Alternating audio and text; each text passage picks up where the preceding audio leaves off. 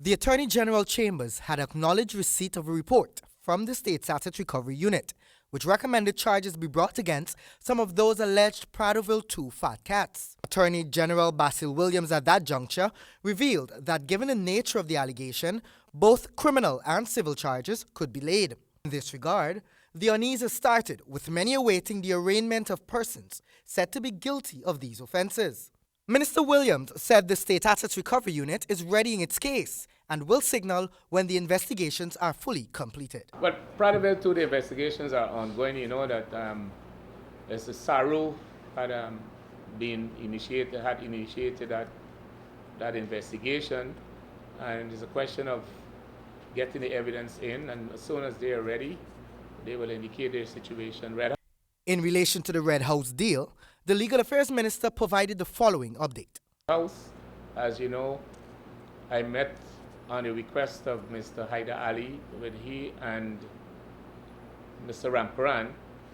At that meeting, I think Mr. Ramkaran, they made a proposal to us, which I took back, and now I have to... The lease for the Red House is now under the jurisdiction of President Granger, and according to the Attorney General, this leaves for countless options to be explored. But there is contention brewing over who really is responsible for administering justice in this case, since there is a general feeling it is taking too long. This was clarified by the minister.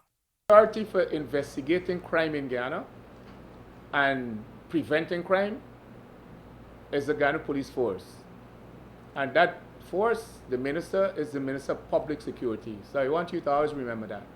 When you have to do with investigating crime, preventing crime, the first stop is the Ministry of Public Security.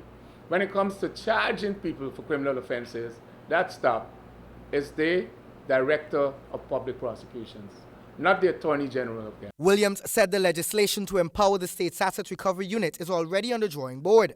This prompted the question on whether the State's Asset Recovery Unit is actually toothless. It can't be toothless when it is constituted. It has a mandate. It depends on the corporation that it would get, for example. But legislation would put all that to rest. In earlier discussions with Nightly News, head of that unit, Professor Clive Thomas, had indicated that Saru is not a white elephant, and intense evidence gathering is the present focus of the body. He stressed that haste cannot be used for the sake of prosecutorial glory. For HGP Nightly News, Kingsley Bryan.